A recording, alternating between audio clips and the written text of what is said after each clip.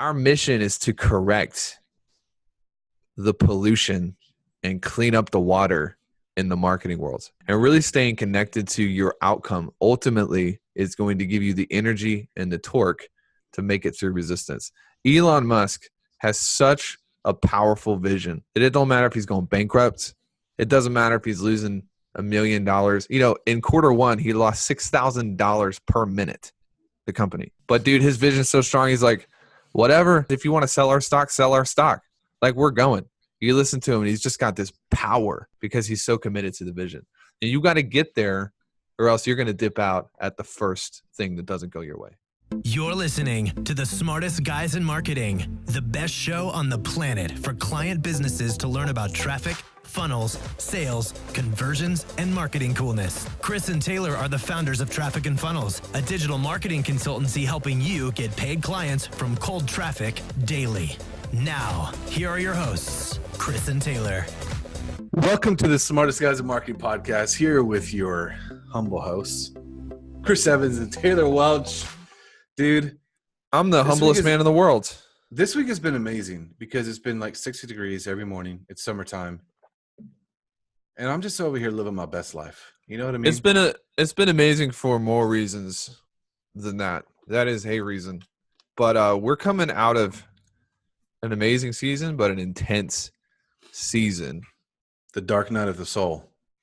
That's what we're going to talk about today. 4 lessons from scrapping our programs and starting over. No, that is not a marketing headline. We legit recently destroyed all of our programs and rebuilt them. Why? It's true. That's the dumbest thing anybody would do. Oh, man. I just am laughing so I don't cry. No, I'm just kidding.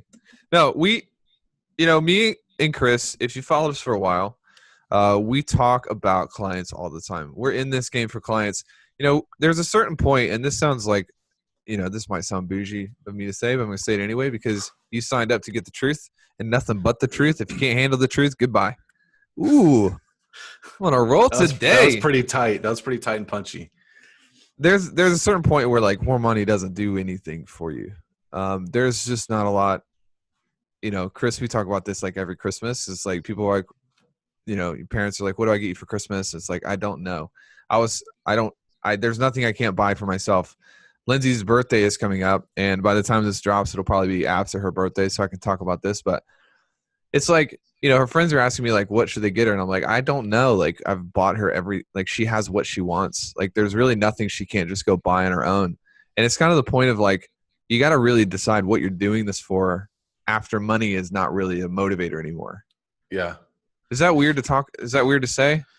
No, I think there's different stages, and you might not realize it if you're in the beginning stage. The beginning stage or stage one is figuring out how to get the money and getting the money. So you're like in the survival thing.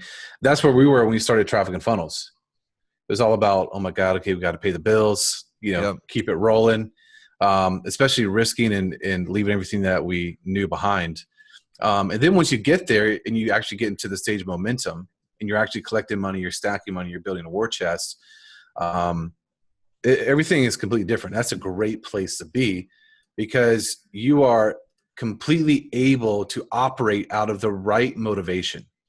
And that is helping other people get what they want. Yeah. And that's the place when you get there, I feel like, and I mean, we've just seen this across the board. You have absolute power to transform and have a tremendous impact on a lot of people's lives. And to be at a place where if it comes down to you have to just scrap everything and start over for the sake of bettering your client's life, you do that because it's the right thing to do. Toast me goats, bro. All right. So that leads us back to like, why we do it. So honestly, like when you look at TF and Client Kit and, all of the different things we're doing, even had a conversation with somebody who works at another company today and telling them how old we are and our company and how much revenue. They're like, what in the world? Like, are you guys, or how young we are, packaging cocaine and selling this to people? Like, how are you guys growing so fast? It's like, we are legitimately like, we're leagues above what I think everybody else is doing in this space. That's not to deflate you. It's just to kind of give you perspective on how we make decisions. There are some great people in this marketing world, and we've hired the best of the best to mentor us in certain areas. And I think vice versa. You guys got Frank Kern, who's like one of the best, and we love working with Kern. Jay Abraham, who we've been working with one-on-one. Guys like Sam Ovens, who are really helping people become consultants at the beginning of their journey. But when it comes to like customizing the offer, creating the advertising that fixes the lead flow, mastering the consultative selling and enrollment process, dude, there's nothing like our stuff. There's nothing on the planet. We hired a consultant to come in and get eyes on our stuff. This was like 3 months ago. He bought every other competing program on the market. He compared them with those programs. And he's like, you guys have the best program on the market. You have the most results coming out. You have the best program. Hands down. At the end of, he was very confident in this. And it was good to hear. And we're like, okay, thank you. Screw you. We're going to scrap it all anyways. We didn't listen to him at all. But it's because at the end of the day, like there were a couple of areas that we felt like our clients were not getting the best of us that they could. And although it would have been easier to keep it how it was, easier is not always better long term. Anything to add before I keep going there? Well, I just say something that's different about us is we don't care about ego. We don't care about our own ego. What we care about is as many people as humanly possible getting results and getting what they want in life. To taste what we've tasted. That's freedom. That's joy. That's happiness. That's the ability to buy your wife a Kate Spade bag whenever she wants, whatever it is. And so that's the thing that we care about the most at the end of the day. And so we dove in and we asked our clients, tell us what you feel like is not working for you in regards to this process, this program, how you feel about it, the clarity. And we just said, be 100% honest. There's no judgment. We're not going to come back at you and say, oh, well, you suck. It's not us. It's you. You suck. And that gave us the opportunity just to dig deep and say, okay, we can do things better. Even though, according to this consultant, we were already the best and our results are ridiculous and case studies all over the internet, we still, that just wasn't enough. We had to go deeper and just dig for better performance for our clientele. Which brings up an interesting point. If you ask 10 people off the street, hey, how do you deal with competition? You'll get 10 different answers. People be like, oh, well, you lie about them, or, oh, you spend more money in advertising. It's like, the old Dan Kennedy, who's one of our, older mentors, is like, he who can spend the most to acquire a customer wins. Yep. Well, that is extremely one-sided.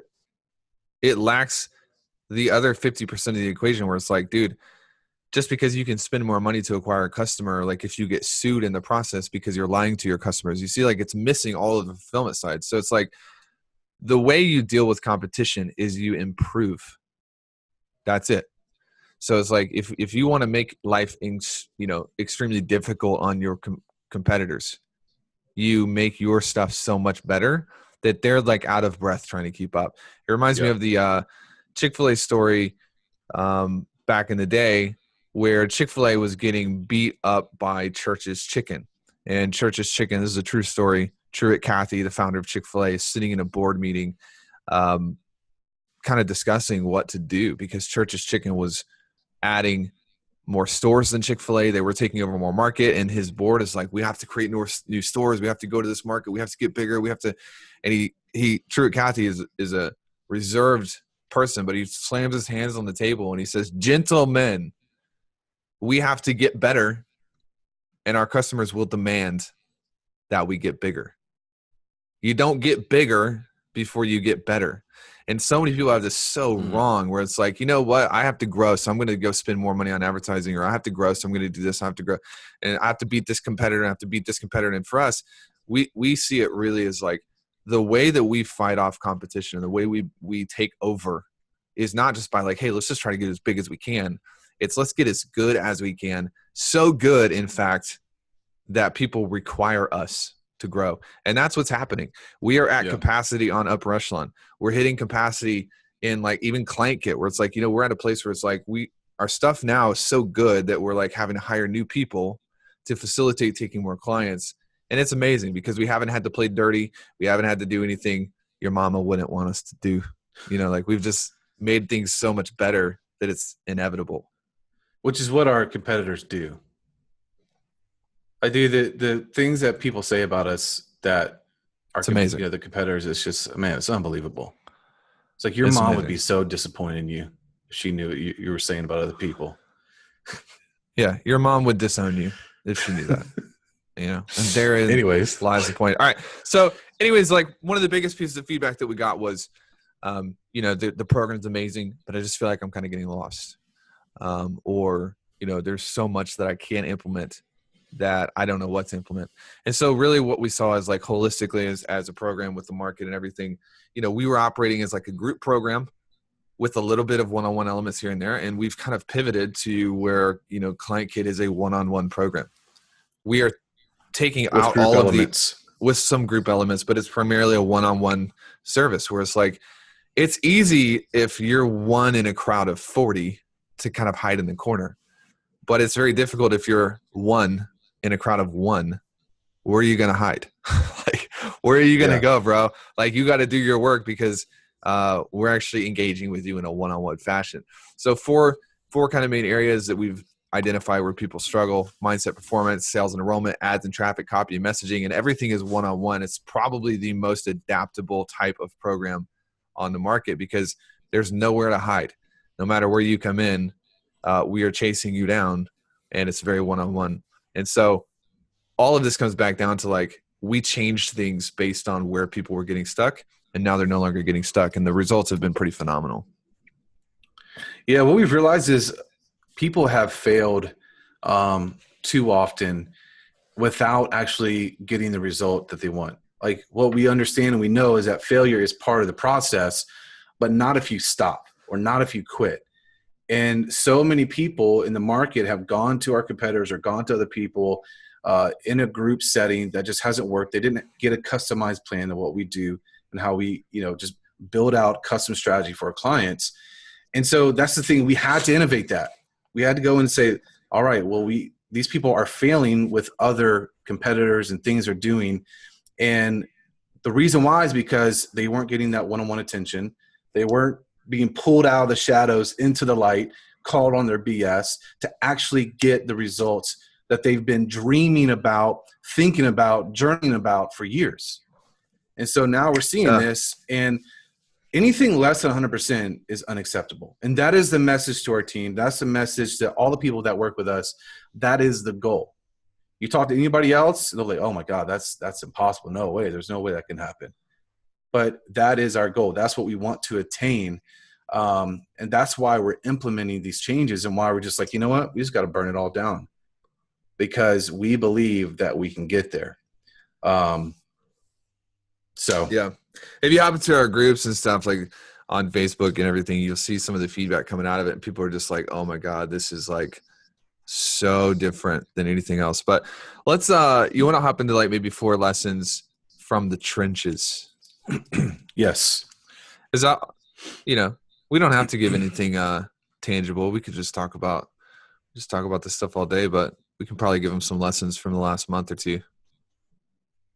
Yeah. You want to go first? You want me to go first, man? I'll go first. How about you go first?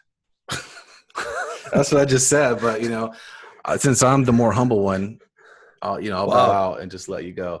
No, here's one of the lessons that we learned. You're going to have to do the hard things for the sake of your clients. And I tell you what, man, it was a hard thing to just scrap. We were making a lot of money still, right? Like, it's like we had a decline in revenue, but it wasn't the best for our clients. And so we were like, you know what? We're going to go to bat for our clients. We're going to strip everything away, peel the onion back, get down into the mud, and figure out how to make this better for our clients. Even though it was painful for us, it was stressful for us. Dude, our team experienced a major whiplash because we were like, hell no, we can do better. And they're like, oh my God. Like, I don't know if you guys have been on one of those roller coasters that just jerk you all over the place and go back and forth. Yeah, that'll make you want to throw up. But yeah. So that's what you have to be willing to do if you are truly a client-centric expert. right? If you put your clients' wants, needs, and desires above your own, you have to be willing to do that.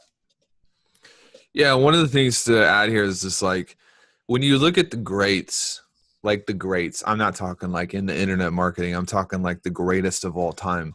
You look at Jeff Bezos, the wealthiest man in the world right now. You look at the late, great Steve Jobs, business titans who created dynasties.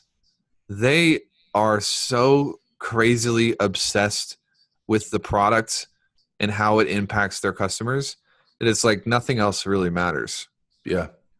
So if you've read like I don't know if you've read the biography or the autobiography, whatever, of Steve Jobs, or the Everything Store about Bezos, or Elon Musk, dude, these guys are like literally obsessed to the point of dreaming about like their products and how to make them better. And dude, marketing is not what they're obsessed with.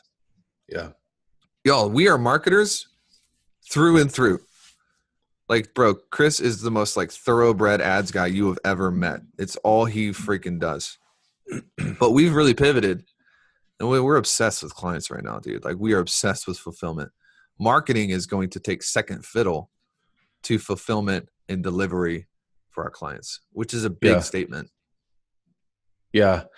I'd say, just to add to that real quick is, and this will, I think, be a part of the third lesson we have. But one of the reasons why we're doing this, we even invest in ourselves. We've had several mentors. Jay is our current mentor. We're working with him long term. The reason we're doing that is for our clients, right? You probably have come to a stage, either you're there now, you've been there in the past, or you're getting close to it, where you've gotten dull, right? You're a dull axe, right? So you haven't taken the time to sharpen yourself, whether it's your marketing skills, maybe your clients need that, your sales abilities, your clients need that, your mindset, your clients need that. You have to take the time to be sharpening yourself, making yourself better for the process that your clients go through. Yeah, 100%. 100%, bro. That was a good word. I got words for days. Number one, you're going to have to do the hard thing for the sake of your clients. Number two, I think this is a big lesson for both of us, but I would say this is a bigger lesson for me because I'm more of an emotional person than Chris is.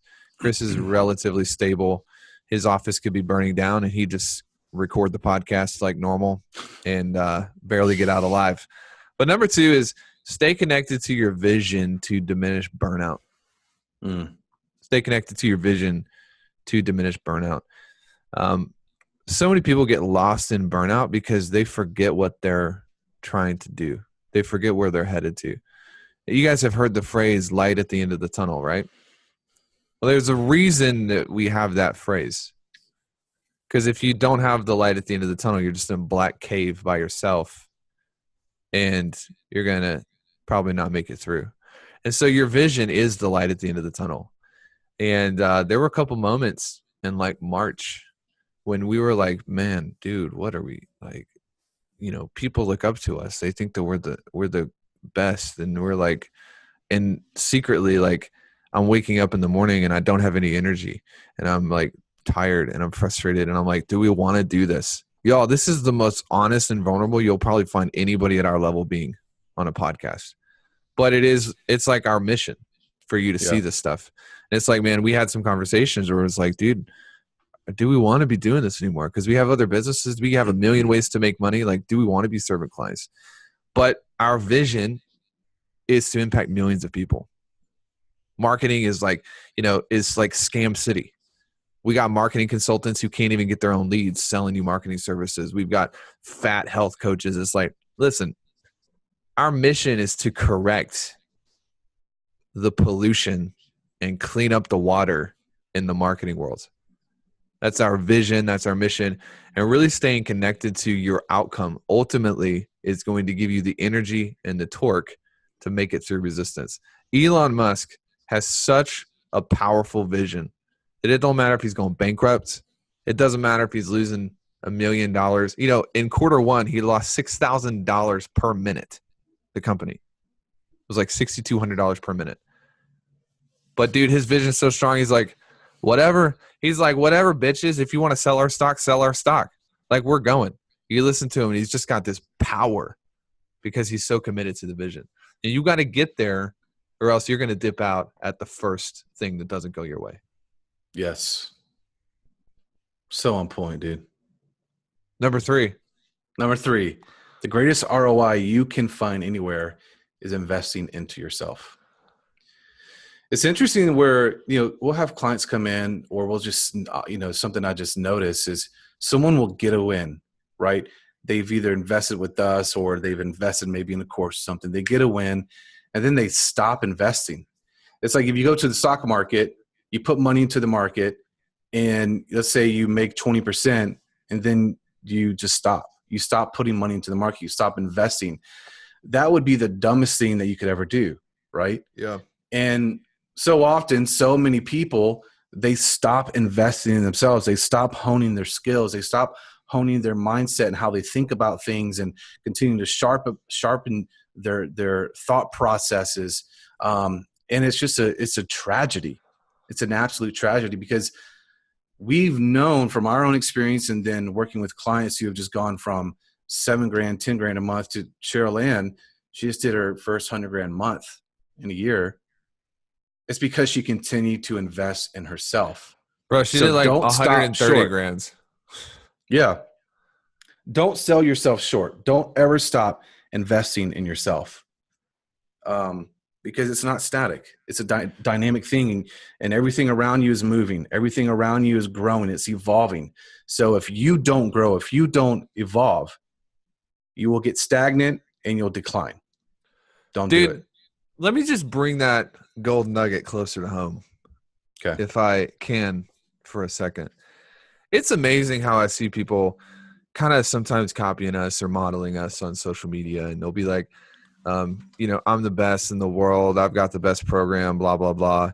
And then they'll sign up for a strategy call or something with us. And I'll be like, who have you invested in? They're like, I haven't invested in anybody. It's like, dude, you don't give a shit about your clients at all. Let's not depersonalize the issue at hand. Mm-hmm. If you're taking like how dumb you guys are, like, probably think I'm going crazy right now, but this is like a big deal for me. Like, this is my soapbox. If you can't tell, it's like, imagine like the brain surgeon coming out of the operating room being like, well, it was a great learning lesson, learning on the job, and the dude dies. It's like, that's what you're doing to your clients. You're not investing into mentorship, education, information, skill sets, and you're practicing on people who are risking their livelihoods to pay you. Yeah. Dude, the world would like be better off if you just got a job. If you're not investing into yourselves, you don't care about your clients. You do not. It's impossible. Because if you do, you're going to spend the money, spend the time, invest the resources to make sure that if they give you money, you are taking care of that money and that investment. And I had this conversation with our team about a month and a half ago. I was like, what we do is we are in the business of protecting clients' investments. That is the rule. It's like, well, can I send them a book? If it protects their investment, then yes. Can I take them to lunch? If it protects their investment, then yes. That is our job. And we'll make investment decisions based on that one goal. And to be honest, spending the money we spent with Jay works to protect our clients' money that they spend with us. Yeah. So if you ever stop investing in yourself, you need to go back to the drawing board because you only care about yourself now. Is that too harsh? No, that's spot on. People need to hear it. And that was a whole hell of a lot of money too. Yeah. Yeah, it was. All right. You ready for we made that thing? decision? No? We made that decision in what? 5 minutes? 5 or 6 minutes. Yep. A 6-figure investment. Boom. You want to hit the last one? Good. Number 4, think 20 years, not 2 weeks. This is really easy to say, but it's really hard to do. How many times do people sit down and be like, oh man, how do I get money like this week? What can I do to like do something this week? Blah, blah, blah. People are so short term. And we've really, I think, gotten really good at forcing ourselves away from short term and into long term thinking. Like, we will lose money on different things for the long term. We will take hits on certain things in the short term for the long term.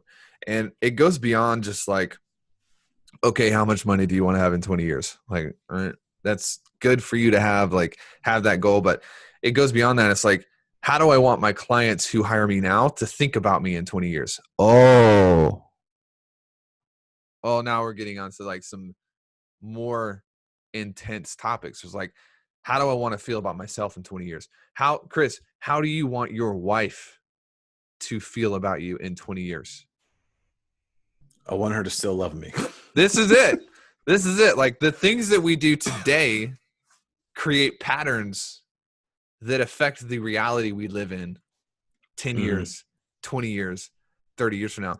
And some of the people, I hate to say it, are like, in 20 years, I'm going to be a millionaire. But you won't even invest $7 a month to get a paper newsletter to teach you how to take care of your clients. It's like, okay, you know what? Your behavior now is short-term thinking. You're like, oh, I could get a Starbucks with that $7. Well, you are never going to be a billionaire in 20 years because you're creating patterns in your life that are actually going to set the trend for 20 years. And so we try to think like, Ray Dalio's got this first order consequence, second order, third order, and it's designed to teach you long-term. Like, what's the first order consequence of me investing this money? Well, it sucks. My bank account goes down. Oh, I freaks out. X, Y, Z. But the second, third, fourth are usually the opposite of the first. You know what I mean? Yes. Patterns. Patterns. That's all I got for today. Yeah, we can tell where someone's going to be in 6 months, a year, 2 years down the road, based on their actions today. It was that dude actually I saw in our group. You talked to him in January, right? I think he just decided to try on his own. Did you know what I'm talking about? The one in the group where people are like, what's the story? Like, what's the update? Weston. Crickets. Yeah. He gone. He not doing anything. He's in the same place. Yeah. I imagine he's embarrassed because he hasn't responded to anybody. Yeah. It is what it is. Crickets. Don't be that person. Don't be Everything that you want is available to you right now if you do the right things. It's a great word. Stop being scared. Stop being scared of money. All right, so check this out. Chickity check.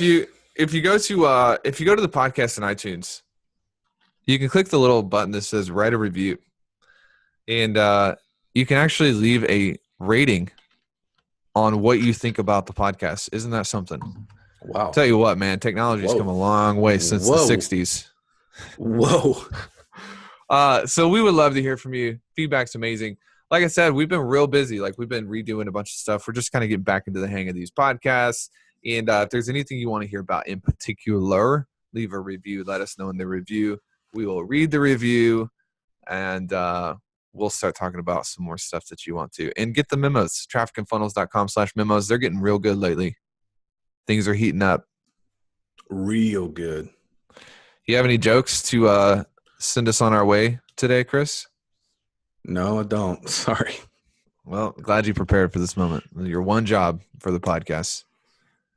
It's no worries. All right, guys. Leave us a review, grab the memos, and we'll see you next week. Or this week in a couple days. I don't know. I don't even know what the schedule is. We're the smartest guys in marketing. Goodbye. That's the only thing that matters. All right. See you guys. Bye.